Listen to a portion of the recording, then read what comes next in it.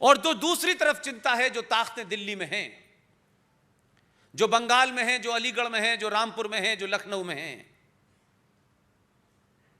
शायद अब उनके घर में जगह नहीं रही है, इसलिए लोग सड़कों पे आ गए हैं। ये एजेंडा सीएए नहीं है। जो दिल्ली में दंगा हुआ है वो सीएए के कारण नहीं हुआ है। इसलिए मैं इस देश की कोर्ट से भी ये गुजारिश करता हूं, ईमानदारी से काम करें।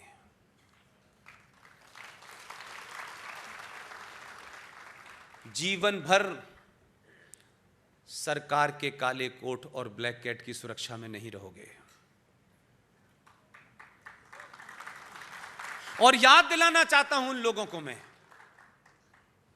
एक सभ्य समाज, एक आदर्श समाज जो संविधान में, कानून में विश्वास रखता है, यकीन रखता है, भले ही इसके कि इस सब का आप दुरुपयोग करके उसी समाज को आप परेशान कर रहे हो, तब भी भगवान राम के मंदिर की लड़ाई 150 साल तक चली। हमने औरंगजेब और बाबर की नाजायज औलादों की तरीके से मंदिर को तोड़ के मस्जिद नहीं बनाई। हम भी 70 साल से गिनती में थे, अगर ये करना चाहते तो कोई रोक नहीं सकता था। तब भी हमने एक फैसले के लिए 150 साल तक हमने कानूनी लड़ाई लड़ी, और कानून के तहत यहां मंदिर है, तब हमने वो जमीन ली। ये बात मैं इसलिए कहता हूं, संविधान और राष्ट्र से ऊपर कोई नहीं है।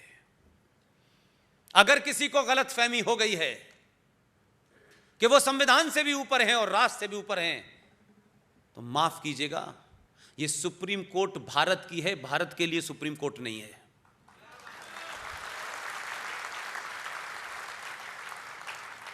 इसलिए यह दिल्ली के अंदर ड्रामा रचा जा रहा है, क्योंकि आपके अपॉइंटमेंट दलाल सरकारों के हाथों होते हैं, आप उनका कर्ज चुका रहे हैं।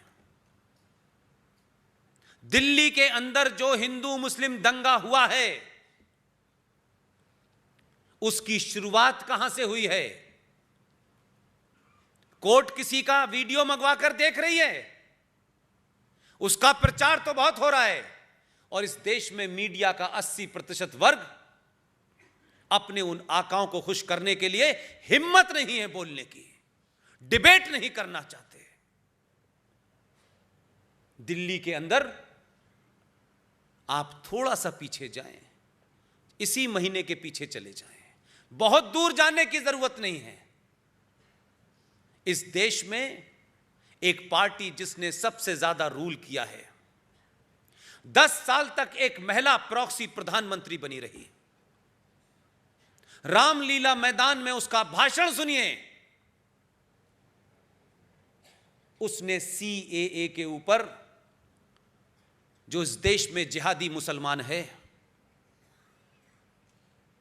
जो इस देश के संसद द्वारा बनाए कानून को सड़कों पे उसका हिसाब लेना चाहता है, और ओपनली, बिना शब्दों की छेड़छाड़, वैसे तो वो हिंदी पढ़ नहीं पाती, लेकिन इटालियन भी हिंदी में बोलती है, उसने साफ साफ कहा कि किसी समाज के और किसी देश के जीवन में कभी कोई ऐसा वक्त आता है जब हमें आर पार की लड़ाई लड़नी होती है। हमारी पार्टी आपके साथ है, आप आगे उतरिए, सड़कों पे आइए। यह दंगा कराने के लिए काफी नहीं था। ये भारत की संसद, जहां की उसने शपथ ली हुई है, जहां की वो पार्लियामेंट मेंबर है, उसके खिलाफ नहीं था ये। उसके कहने के 4 दिन बाद ही कुछ लोग चद्दर तकिया लेके पहुंच गए शाहीन बाग, और शाहीन बाग में जो कुछ हो रहा है, आप उसको समझें। मैं तो जहां पैदा हुआ था, जहां से आइडिया ऑफ पाकिस्तान पैदा हुआ था, ऊपर वाले ने मुझ पे बड़ा करम किया कि मुझे आखिर में, जहां आइडिया ऑफ पाकिस्तान के बाद पाकिस्तान बना, मुझे वहां 12 साल ठीक ठाक से देखने का मौका दिया। आप सोचिए कि उनको तो मैं उस दिन से जानता हूं, ये क्या कहते हैं, इनका निशाना किधर है, इनका एजेंडा क्या है, मुझे कभी गलतफहमी नहीं हुई। ये आपको गलतफहमी हुई, ये लिबरल मुसलमान हैं, ये कट्टर मुसलमान हैं, ये थोड़े से मॉडर्न मुसलमान हैं। जो मुसलमान कुरान मजीद को मानता है वो ना लिबरल होता है ना मॉडर्न होता है। आप अपने दिल में खुश रहने के लिए चंद दोस्त आपके मुसलमान हो सकते हैं, उनकी बुनियाद पे अगर आप कोई राय बना रहे हैं तो माफ कीजिएगा, आप किसी गलतफहमी के शिकार हैं।